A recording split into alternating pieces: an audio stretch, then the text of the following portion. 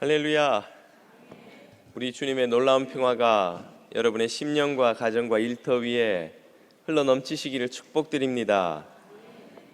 오늘은 제가 밀림 속에서 설교하는 느낌입니다. 네, 잘 들리세요? 네, 모니터는 좀 약한 것 같아요. 모니터 조금 키워봐 주시고요. 앞뒤 좌우에 있는 분들에게 당신 곁에 앉아서 행복합니다 한번 인사해 주시면 좋겠습니다.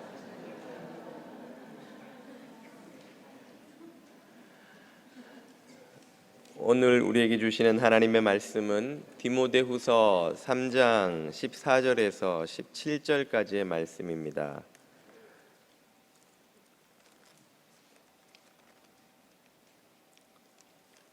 디모데후서 3장 14절에서 17절까지의 말씀입니다.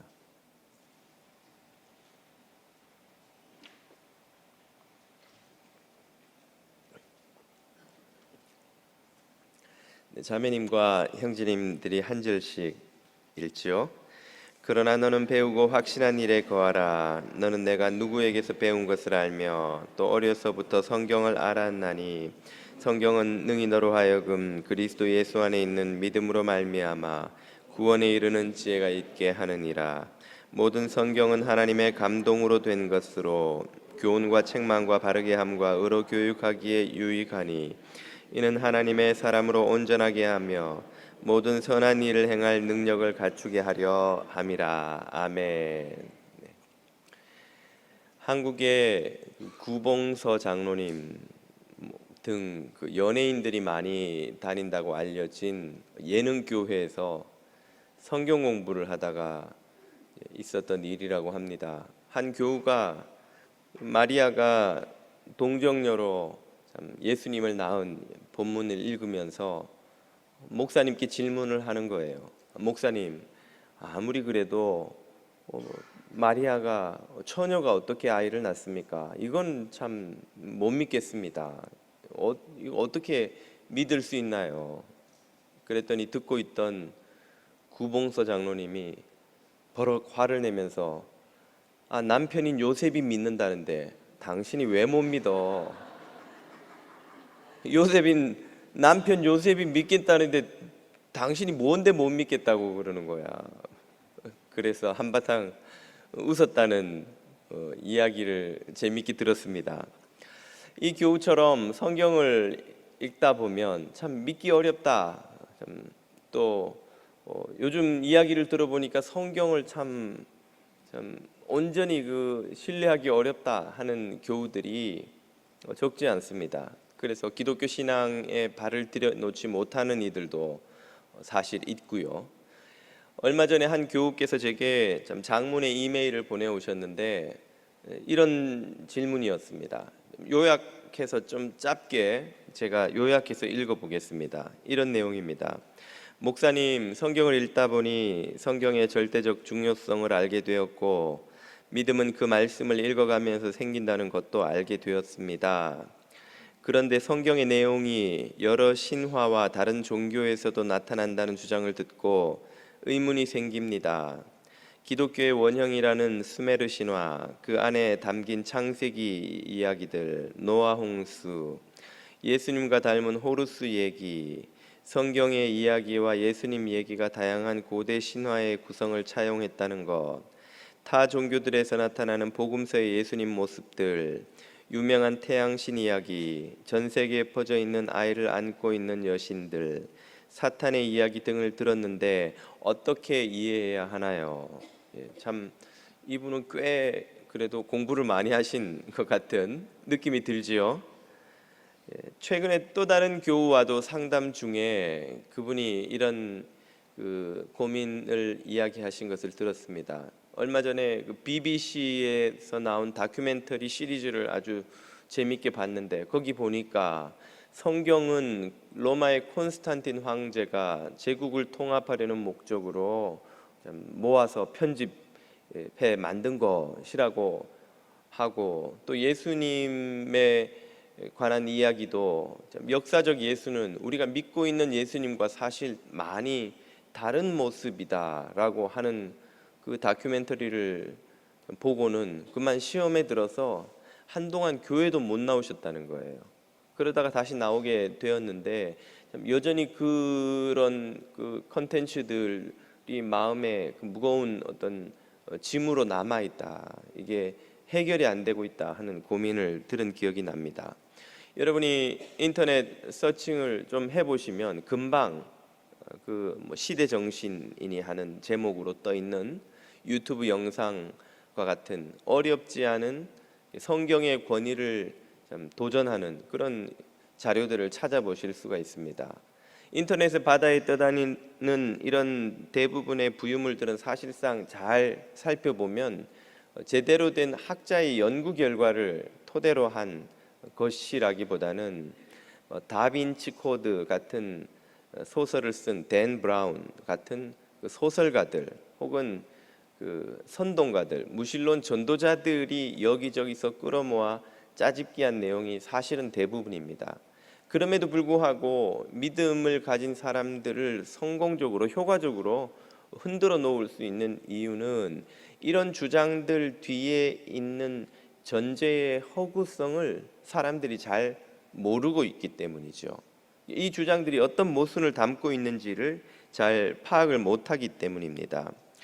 이런 고민들을 하는 교우들이 적지 않은 듯하고 또 젊을수록 이런 고민들을 더 많이 접합니다. 또 여러분의 자녀들 중에도 이런 문제들로 고민하는 분들이 틀림없이 있을 겁니다. 그래서 오늘부터 몇 주간 시간이 허락하는 대로 우리가 믿고 읽고 있는 이 성경이 과연 믿을 만한 책인가 하는 것을 함께 좀 살펴보려고 합니다. 오늘은 개론격으로 성경이라는 책의 성격에 대해서 좀 살펴보고 다음 주부터는 이 앞에서 제시되었던 몇 가지 그 사례들을 구체적으로 성경 내용 하나하나를 좀 짚어가면서 살펴보는 시간을 가지려고 합니다. 방금 소개해드렸던 이런 주장들의 전제에는 성경에 대한 무지와 오해가 자리 잡고 있습니다. 이런 주장들을 몇 가지로 요약해 보자면 이렇게 정리해 볼 수 있습니다. 첫째, 성경이 얼마나 참 비과학적인가, 이게 과학적으로 말이 되는가, 이걸 어떻게 믿는가. 둘째, 성경은 얼마나 참 비역사적인가, 참 역사적 팩트와 거리가 많은가, 그러니 어떻게 믿을 수 있는가. 셋째, 성경의 내용을 잘 살펴보니 과학도 역사도 아니고 이런저런 신화를 모아놓은 것들이 아니던가, 그 신화를 어떻게 믿고 신앙생활을 할 수 있는가. 이 정도로 요약이 가능할 텐데요. 이런 주장들은 사실상 완전히 그 초점을 잘못 잡은 주장, 장르를 오해한 주장이라고 할 수 있습니다. 쉽게 말하면 전자제품을 하나 오더했는데 110V 전원 코드를 220V 컨센트에 꽂으려는 거예요. 이게 안 꽂힌다고 이건 불량품이로구만, 잘못 만든 거예요, 이런 불량품을 팔다니 하고 화를 내는 것이나 다름없다는 것이죠. 여러분, 전자제품 매뉴얼을 사서 읽어보시면 우리 대부분 매뉴얼 잘 안 읽고 일단 사용부터 하잖아요. 읽어보면 이렇게 쓰여 있어요. AS 센터에 전화하기 전에 코드가 꽂혀 있는지를 보세요. 전원 버튼이 눌려 있는지를 보세요. 이 전원도 안 꽂고 버튼도 안 누르고 우리는 왜 안 되냐고 막 짜증을 내고 성미 급한 사람들이 이 고장났다고 주장하는 것처럼 110V 파워 코드를 220V 컨센트에는 아무리 해도 꽂히지가 않는 거예요. 수학책을 가지고 영어 공부를 하려는 거하고 비슷한 시도죠. 수학책에도 영어가 나옵니다. 뭐 플러스 마이너스 로그 뭐 이런 단어들이 나오면 이걸 보고는 영어 문법과 독해와 해석 방식을 거기서 찾아내려고 하니 왜 이렇게 영어의 문법적인 내용이 맞지 않는 거야. 이 책은 도무지 쓸 수 없는 책이야 라고 말하는 것과 같다는 것이죠. 수학책은 수학 법칙을 공부하고 문제를 풀기 위한 책이지 영어 문법을 가르쳐 주려는 책이 아니라는 거예요. 성경은 과학책도 아니고 역사책도 아니라는 말입니다. 성경을 지금 마치 이 과학책처럼 여기면서 왜 비과학적인 이야기들, 왜 비역사적인 이야기들이 이렇게 많아라고 주장하는 것은 시를 읽으면서 계약서처럼 읽는 거예요. 나보기가 역겨워 가실 때는 죽어도 눈물 아니 흘리겠다고 해놓고 왜 울어? 너 거짓말장이었구만. 너 위선자야. 안 운다 그래놓고 왜 우는 거야? 시를 계약서로 읽는 거예요. 예, 요즘 아이들 말로 하자면 조크를 다큐멘터리로 받는 것이죠. 웃자고 한 말을 다큐멘터리처럼 기록해놓고 이게 맞나 틀리나, 이런 설명을 한번 들어보십시오. 현대 진화생물학에 의하면 인간은 종족 번식의 목적만을 가진 이기적 유전자의 결합체일 뿐입니다. 그런 인간이 자녀를 사랑해요. 의를 위해 살아요. 다 헛소리라는 것이죠. 자녀 사랑을 계량화, 측정화할 수 있나요? 의를 위해 산다는 그 의가 뭔가요? 의를 찍을 수 있습니까? 의를 녹음할 수 있나요? 의를 상자에 담을 수 있습니까? 생물학과 영적인 영역은 완전히 다른 장르인 거예요. 생물학으로 영을 측정할 수 없으며 영으로 생물학을 측정할 수 없는 것이죠.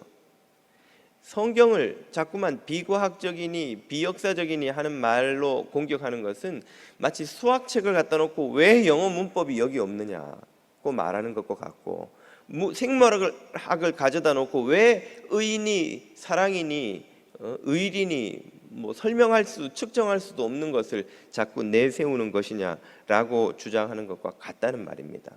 성경은 과학책도 아니고 역사책도 아니고, 성경은 무슨 책인가요?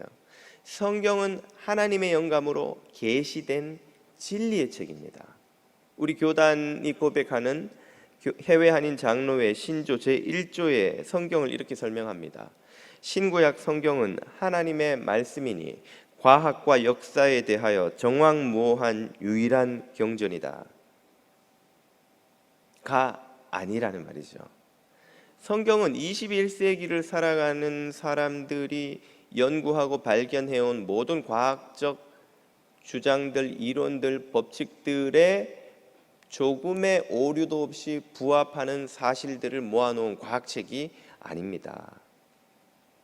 성경은 21세기에 발전된 고고학으로 발굴해낸 모든 역사적 사실들, 물론 그 자체도 앞으로 또 발견되고 연구에 의해서 또 바뀌어 가겠지만, 그런 21세기의 모든 주장들과 정확하게 일치하도록 하나도 오류 없이 만들어 놓은 역사책도 아니라는 것이죠. 성경은 신앙과 행위에 우리가 무엇을 믿으며 어떻게 살아야 하는지에 대해서 하나님이 계시하신 정확무오한 유일의 법칙이라는 말이에요. 우리 교단이 또한 고백하는 웨스트민스터 신앙고백서 제1장 성경에 관하여의 한 대목도 이렇게 설명합니다. 성경은 하나님의 영감으로 주어진 것으로 과학과 역사의 기준이 된다가 아니라 믿음과 생활의 기준이 된다는 것이죠. 성경이라는 책의 성격이, 장르가 과학이나 역사와 다른 장르예요. 그러면 성경은 과학적인 많은 오류들을 품고 있고 비역사적인 팩트를 비역사적으로 그렇게 잘못 전하고 있는 것인가요? 물론 성경은 과학책이 아니지만 과학적인 연구 결과와 충돌하는 책도 아닙니다. 성경은 역사책이 아니지만 신앙으로 고백된 역사를 담고 있지요. 여기에 대해서는 앞으로 몇 주간 사례를 구체적으로 들어가면서 좀 살펴볼까 합니다. 우리가 성경을 권위 있는 하나님이 주신 경전으로 인정하는 이유는 21세기를 살아가는 우리가 볼 때의 과학적, 역사적 어떤 팩트와도 오류가 없는, 정확히 모든 것을 다 설명해 주는 그런 정보를 가득히 담고 있기 때문이 아니라 우리의 믿음과 삶에 관해, 구원과 생명에 관해 하나님이 주신 영감으로 기록된 계시의 책이기 때문입니다. 이 영감으로 기록되었다는 부분에 대해서 좀 살펴볼까 합니다. 오늘 본문도 이렇게 설명하죠. 사도 바울은 제자였던 에베소 교회 목사 디모데에게 편지를 씁니다. 15절, 또 너는 어려서부터 성경을 알았나니, 이 성경은 성경의 목적이 뭔지를 밝히시죠. 너로 하여금 그리스도 안에 있는 믿음으로 말미암아 구원에 이르는 지혜가 있게 하느니라. 너를 구원으로 인도하기 위해 하나님이 주신 책이 이 성경이라는 거예요. 그러므로 이 성경으로 무엇을 합니까? 16절, 그 구원의 길을 갈 수 있도록 교훈하고, 그 길에서 벗어나면 책망해서 바로잡고, 그래서 의로운 삶을 살도록 교육하는 책이고, 그래서 이 책은 하나님의 사람을 온전하게 만들어서 모든 선한 일을 행할 수 있도록 돕는 것, 그것이 이 책의 목적이요, 장르라는 말이에요. 과학적 연구 결과를 집대성한 책도 아니요, 역사적 팩트를 나열한 책도 아니라는 것이죠. 여기서 중요한 것이 바로 이 성경이 기록된 방식입니다. 본문은 성경이 어떤 방식으로 기록됐다고 말하나요? 16절로 가보십시오. 모든 성경은 하나님의 감동으로 기록된 것이죠. 아까 살펴보았던 웨스트민스터 신앙고백에서는 이 감동이라는 단어를 영감이라고 썼습니다. 하나님의 영감으로, 하나님의 감동으로 이 성경이 기록됐다는 것이죠. 이런 방식의 기록을 흔히 영감설이라고 설명을 합니다. 하나님의 영감으로 기록됐다. 영감설. 많은 교단과 교파에 있는 여러 가지 영감설이 있는데요. 그 중에서 우리 복음주의권 교회들이 받아들이는 가장 대표적인 두 개를 꼽으라면 바로 기계적 영감설과 유기적 영감설입니다. 기계적 영감설부터 살펴보자면, 먼저 하나님께서 우리 인간 저자에게 이 성경에 기록될 내용을 불러주셨고, 인간은 마치 기계가 그것을 받아 적듯이 그냥 그대로 한 글자 한 글자 받아 적었다는 것이 기계적 영감설이에요. 하나님께서 말씀하시기를, 자 받아 적어라. 태, 초, 에, 띄우고 하, 나, 님, 이 띄우고 천지를 창조하시니라. 여기서 마침표 띄우고 이렇게 받아 적었다는 거예요. 기계적으로. 그게 기계적 영감설입니다. 이 믿음에 의하면 성경의 모든 문장, 내용, 단어, 표현, 마침표 하나까지, 원래 히브리어, 헬라어 성경에는 마침표는 없습니다만은 그런 모든 요소 하나하나가 다 하나님이 불러주신 거예요. 그러므로 거기에는 절대로 오류가 있을 수 없죠. 그렇게 믿고 성경을 보니까 과학과 충돌하는 것 같은데, 이것은 역사적 발굴과 충돌하는 것 같은데, 그러면 불러주신 하나님이 잘못됐다는 이야기요, 이 책도 믿을 수 없는 이야기라는 결론에 이르게 되는 것이죠. 그렇기 때문에 이 기계적 영감설을 믿는 사람들이 종종 성경에 대해서 설명하는 방식은 무조건 믿으라는 거예요. 토달지 말라는 거예요. 의심을 품지 말라는 거예요. 하나님의 말씀은 믿음으로만 아는 것이지 질문하거나 설명을 요구하지 말라는 것이죠.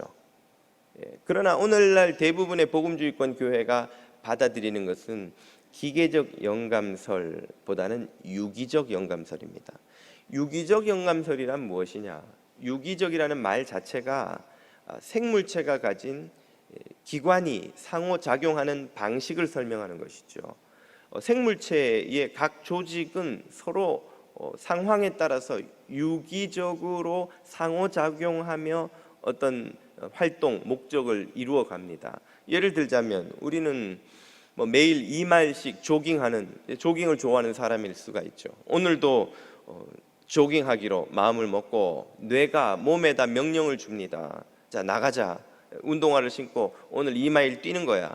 딱 뛰려고 보니까 왼쪽 발목에 통증이 하고 오는 거예요. 어제 뛰다가 발목을 접질른 부분에 통증이 아직 가라앉지 않는 거예요. 부었어요. 발목이 사인을 보내는 것이죠. 오늘 2마일은 무리요. 다리로 2마일을 달렸다가는 아예 내일은 달리지도 못할 거야. 내가 그 사인을 받고는 그래 2마일은 무리야, 오늘은 1마일만 달리자, 아니면 오늘은 얼음 찜질을 하고 집에서 쉬자 라고 판단을 하게 되겠죠. 그래서 계획을 바꾸는 거예요. 뇌와 뇌와 이 발목 신체 기관이 서로 상황에 따라서 필요에 따라서 정보를 주고받으면서 계획을 수정해 가면서 활동하는 이 방식을 유기적인라는 단어로 표현합니다. 유기적 영감설이란 성경 기록의 동력이 되시는 하나님의 영감과 그 하나님의 영감의 추동함, 이 인도를 받아서 기록을 하게 되는 인간 저자가 이처럼 유기적인 방식으로 상호작용하며 성경을 기록했다는 믿음이에요. 이 과정에서 어떤 일이 벌어집니까? 바로 그 인간이 가지고 있는 여러 가지 특징적인 요소들이 성경 기록에 반영되는 거예요. 그 사람의 경험, 그 사람이 살아가는 시대 상황, 그 사람의 세계관, 가치관, 문체, 어휘, 또 특징적인 그 글 쓰는 방식이 모두 그 성경 기록에 반영되는 것이죠. 똑같은 하루의 일과를 기록해도 소설가가 기록하는 하루와 초등학교 1학년생이 학교에 낼 숙제로 기록하는 일기장에 쓰는 일기가 같을 수가 없겠죠. 그 두 사람의 문체도 다를 테고 어휘력도 다를 테고 이 삶을 이해하는 수준도 다를 테고, 그러므로 성경에는 하나님의 그 보석 같은 영감과 그 영감을 품고 있는 인간의 여러 가지 개인적 특질들이 함께 들어있다는 것을 유기적 영감설은 고백하는 거예요. 그리고 우리는 성경을 읽고 해석할 때에 그 인간적 특질들을 다 걸러내고 그 안에서 하나님의 영감을 발견해내는 것이죠. 이게 성경을 해석하는 과정입니다. 이것은 우리가 성경 여러 곳에서 어렵지 않게 찾아볼 수가 있습니다. 신약의 같은 시대를 살았던 사도들이지만 사도 바울과 사도 요한은 로마 정부를 대하는 태도가 180도로 다릅니다.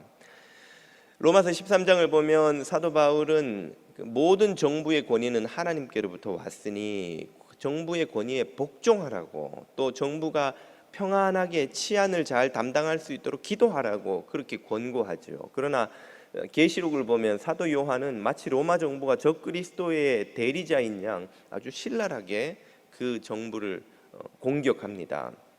왜 이렇게 서로 완전히 다른 입장이 기록되는 것일까요? 두 사람의 신분과 처지와 상황이 다 다르기 때문이에요. 당장 사도 바울은 어떤 사람입니까? 로마 시민권자예요. 그래서 시민으로서 누리는 많은 베니핏을 누린 사람입니다. 그가 예루살렘에서 유대인 결사대에 의해서 목숨을 잃을 뻔했을 때에 그를 보호해주고 가이사랴까지 안전하게 데려다 준 게 누굽니까? 로마 군인들이잖아요. 로마의 그 제국이 닦아놓은 길을 통해서 로마 제국이 이룬 팍스 로마나 그 로마의 평화를 누리면서 사도 바울은 제국 구석구석까지 다니면서 복음을 마음껏 전할 수 있었어요. 게다가 사도 바울이 복음을 전하던 45년부터 60여 년 사이에 한 20여 년 동안은 아직 로마 정부에 의한 기독교 교회의 박해가 시작되기 전입니다. 바울이 로마 정부와 척질 이유가 없는 거예요. 그러나 사도 요한은 일단 로마 시민권자가 아니에요. 그는 로마에 의해서 정복당한 유대 팔레스틴의 피식민지 백성입니다. 로마 시민권자가 누리는 어떤 베네핏도 누리지를 못했어요. 그가 계시록을 쓰던 80년대 90년대는 이미 64년의 네로의 대박해를 비롯한 기독교회에 대한 로마 정부의 박해가 본격화된 이후입니다. 그의 눈앞에서 그의 교회의 교인들이 잡혀가고 고난당하고 감옥에 갇히고 심지어 사자밥이 되는 걸 지켜본 사람이에요. 그 자신도 그 요한계시록을 쓸 때 로마 정부에 의해서 반모섬에 유배된 채로 유배인의 신분으로 그 계시록을 쓰고 있어요. 그러니 로마 정부가 하나님의 교회를 대적하는 적그리스도의 대리인으로 보이는 게 하나도 이상한 일이 아니죠. 똑같은 정부를 놓고 두 사도가 완전히 180도 반대의 입장을 취한 이유가 뭡니까? 그들이 가지고 있는 경험, 눈앞에서 겪는 상황, 그들이 그 정부라는 실체에 대해서 느끼는 그 감정들이 다 거기에 묻어나고 있는 것이죠. 창세기로 한번 돌아가 보겠습니다. 앞으로 기회를 갖고 창세기를 자세하게 조금 더 살펴보려고 하는데요. 이 창세기가 최종적으로 편집, 정리, 오늘 우리가 보는 방식으로 정리된 때를 기원전 500년 경으로 대부분의 오늘날 학자들이 봅니다. 지금부터 2500년 전, 그때는 이스라엘의 지도자들과 지성인들이 대부분 바벨론의 포로로 잡혀갔다가 페르시아 제국이 다시 그 패권을 쥐자 그들에 의해서 귀환해서 예루살렘으로 돌아온 직후예요. 그때는 이 원래도 메소포타미아 수메르 문명권의 큰 우산 아래에 있는 팔레스틴이지만 특별히 그 사람들이 대부분 그 메소포타미아 지역에 잡혀가서 한 세대, 두 세대, 세 세대까지를 지내고 돌아온 직후입니다. 우리도 우리 부모님들, 할아버지, 할머님들 세대에 일본 식민지를 경험하신 분들은 일본 이름도 가지고 있고 일본 어도 어느 정도 하고 일본식 문화를 많이 경험하신 분들이에요. 우리는 그런 경험이 없지만 지금 이 팔레스틴의 지성인들, 그들의 조상들을 통해서 역사하신 하나님에 대한 신앙 고백을 하고 있는 이들이 바로 수메르 문명의 아주 강력한 문화권 아래 지금 살아왔고 경험하고 있고 그들의 세계관에 영향을 받은 사람들이라는 말이에요. 그러면 그들이 창세기를 비롯한 그들의 조상들의 신앙 고백을 정리할 때에 그런 문화권의 영향이 거기에 스며들어 있지 않는다는 게 오히려 더 이상한 일 아닐까요? 그들이 유기적 영감설, 하나님과 상호작용하며 이 모든 그들의 신앙 고백을 정리했다는 것을 전제로 한다면 말이죠. 왜 전능하신 하나님인데 그 시대에 기록하더라도 21세기에 살아가는 우리가 과학적 역사적으로 발견해낸 모든 것과 충돌 없이 그렇게 정리하시면 안 됩니까? 그러면 그 시대 사람들이 이해를 했겠어요? 오늘 우리가 사용하는 용어와 개념과 세계관을 그 2500년, 3000년 전 사람들이 도무지 이해할 수가 있었을까요? 우리도 우리 시대의 학자들이 쓰는 말을 못 알아듣는데 상대성 이론 이해하시는 분 여기 계십니까? 양자역학이라는 개념을 이해하시는 분 계세요? 학자들도 양자역학을 제대로 이해하는 사람은 이 세상에 아무도 없다고 스스로 말하는 그 어려운 이론들을 우리 시대의 물리학을 학교 다닐 때 공부한 우리들도 이해 못하는 그 개념들을 2500년, 3000년 전 사람들이 사용했다면, 그런 단어들과 표현들과 세계관들을 설명했다면 그 사람들이 어떻게 이해를 하겠어요? 그들이 고백하는 창조주 하나님, 구원주 하나님, 그들의 조상 아브라함으로부터 경험한 그 하나님을 고백함에 있어 자기 시대의 언어와 자기 시대의 세계관을 사용하는 게 어떻게 이상한 일이 될 수 있겠습니까? 만약 우리 시대의 언어로 설명해서 우리도 이해할 수 있게 했다면 그 시대 사람들도 이해 못했겠지만 우리 후손들이 볼 때도 지금 우리가 그 창세기를 보는 것과 똑같은 느낌으로 이해가 안 되는 방식으로 보이게 되는 거예요. 이런 성경에 나타난 특징들은 하나도 이상한 일이 아닙니다. 이 영감한 방식을 이해하고 보면 지극히 자연스러운 일인 것이죠. 비유하자면 성경 읽기는 사금 채취하고 비슷합니다. 여러분 사금 채취해 보셨어요? 강변에 가셔서 해보신 경험이 없어 보이시는군요. 저도 해본 적은 없는데 TV에 보니까 그렇게 나오더라고요. 접시에다가 모래를 퍼서 흐르는 물에 흔들어서 토사와 모래 자갈들을 다 걸러내고 반짝반짝 빛나는 사금만 골라내는 게 사금 채취죠. 우리가 성경을 읽고 해석하는 게 바로 이와 같습니다. 성경에 스며들어 있는 그 인간 저자들의 가치관, 경험, 그들의 편견 혹은 그들의 경험에서 나온 여러 가지 관점들을 최대한 걸러내고 그 안에 반짝반짝 빛나는 구원의 길을 계시하시는 하나님의 영감을 찾아내는 것, 이게 성경 읽기 해석 과정인 거예요. 오늘 이 시대에 우리 신학자들과 목사들이 하는 일이고 우리 성도들이 또 함께 해야 하는 일인 것이죠. 그래서 이 시대를 향한 오늘 우리의 삶을 위한, 아브라함을 위한 것이 아니라, 모세와 다윗을 위한 것이 아니라, 그 시대에는 그 시대 사람들에게 주신 하나님의 말씀이 있었지만 오늘 이 시대에 우리에게 주시는 하나님의 말씀이 무엇인가를 그 사금취취하듯이 하나님의 진리의 영감을 발견해내기 위해 성경을 읽는 것이 오늘 우리들이 성경을 해석하는 방식이라는 거예요. 이런 표현이 좀 거북하게 들리는 분이 혹 계실지도 모르겠습니다. 아니, 성경은 1.1획도 더하거나 빼면 안 되는데 거기서 뭘 걸러낸단 말입니까? 성경을 그렇게 다 걸러내고 나서 뭘 그러면 1.1획이 아니라 성경 다 분해하면 큰일 나죠. 예. 그 1.1획도 더하거나 빼거나 하지 말라는 예수님의 말씀도 정확히 그 문맥을 읽어보면 율법을, 구약의 모든 성경 중에서도 율법을, 율법서 모세오경 중에서도 모세가 전한 율법은 한마디도 남김없이 모두 성취될 것인데 그 율법을 가르칠 때 더하거나 빼지 말라, 그 말이에요. 근데 그 말씀은 오히려 율법의 본래 정신을 온전히 이루라는 뜻인데 예수님 당신이 이미 그렇게 하셨습니다. 제자들을 가르칠 때에 모세는 너희에게 이렇게 일렀으나 나는 너희에게 이렇게 말하노니, 모세의 가르침을 예수님 시대의 복음의 빛의 아래서 재해석해서 설명해 주셨어요. 오늘 우리도 그렇게 성경 말씀을 읽고 해석하고 받아들이고 있는 겁니다. 여러분도 다 이미 그렇게 하고 계세요. 율법에 의하면 부모의 말을 거역하는 자녀는 어떻게 해야 됩니까?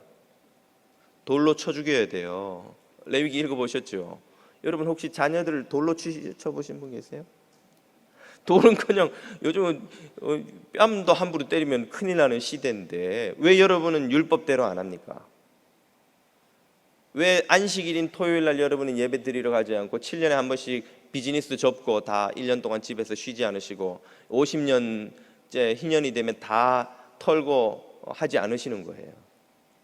몇 주 전에 우리 하나님의 토지법도 살펴봤지만 하나님 토지는 다 하나님 건데 여러분 왜 자기 것처럼 다 들고 계세요? 다음 주에 전부 부동산 문서를 들고 오십시오. 목사인 제가 하나님을 대신해서 관리해 드리겠습니다.